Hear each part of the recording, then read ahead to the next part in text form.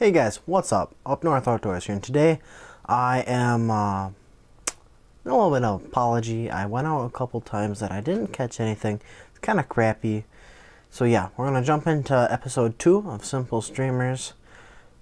Was there one thing I was supposed to tell you? Gonna try ice fishing again this week. It got really warm for a stretch here up in the peninsula of Michigan, and then I was like, yeah, ice fishing's done. Put away a lot of my stuff. And then it got cold again. It was like 10 degrees the other day, so I'm gonna go out and do a little bit of ice fishing again. So yeah, I got a new microphone. That's pretty cool, so you guys can hear me better. So I mean, I mumble a lot when I fish, so yeah, so let's jump into today's episode of Simple Streamers. Hi guys, welcome back to episode 2 of Simple Streamers. So today we're going to be learning how to tie the Kahil. And the Kahil is a feather type of fly, so we got our wood duck feathers here. We're going to be using 2 of them. We have some gold tinsel, our number 6 streamer hook, of course our thread, and this is going to be some light brown yarn, and it really doesn't matter whether you want to use light brown or dark brown. I've even seen the original Kahil used blue yarn, like a light blue, which I stopped using. I liked using this, so yeah. And of course, nail polish and scissors. So let's get into this episode. Okay, as always, when we start tying, after we have put our hook in the vise, we are going to thread it all the way down the shank of the hook. And for the same reason that it gives the materials a good backing instead of the slippery metal shank of the hook. There we go. And like last time, gonna snip the end off here, and then we're gonna cement it down.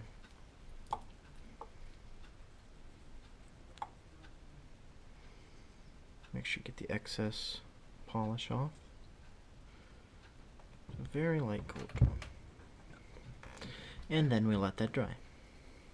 Okay, so now that we have let it dry, we're going to take our gold tinsel. We're just going to fasten it to the fly.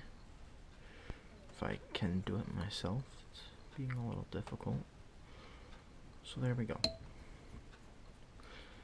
And then we're going to wrap it around a few times, flat side down. And this tinsel here, bump the camera, is used to get the fish's attention, and it was used in a lot of Van Horn flies. So the one you'd have to ask would be Van Horn, but he's kind of dead. So yeah. But anyway, after you get it after you get a couple wraps in with the gold, wrap it on, and then trim the edge. And then if you have any standing parts, you can just wrap that down. It'll get covered by the brown stuff anyway. So now that we have this down, we're gonna do the same thing as last time. I'm gonna make sure the end is straight though, and we're gonna leave about half a centimeter, or a centimeter to a centimeter and a half of length on the top. Then we just simply wrap it around, and this makes a nice looking body for the fly.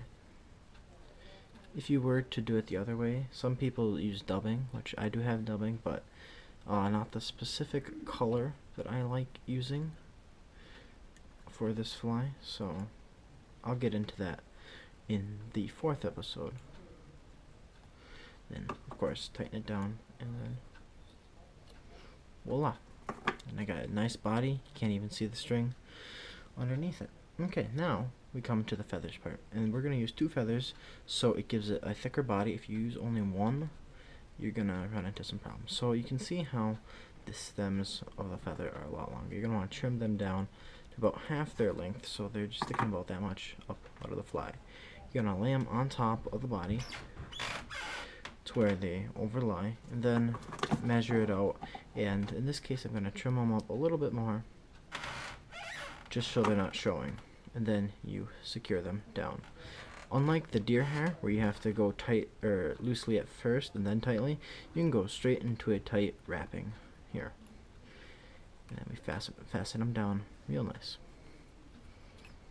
Now that they're fastened down, end with a double half hitch, just like last time.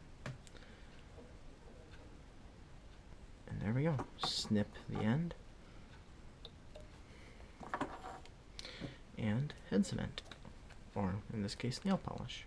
Oops, got a little bit excessive there. There we go. Okay, and this is the finished product. This is supposed to mimic any type of nymph or large bug in the water. And when the fly's in the water, these feathers, they compress a bit, and they give it the ruffled up appearance. If I can find the bug, I'll flash it on the screen now.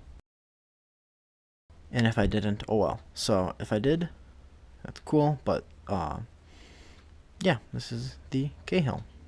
Thank you for watching, and stay tuned till next episode, where I teach you the most successful fly I know.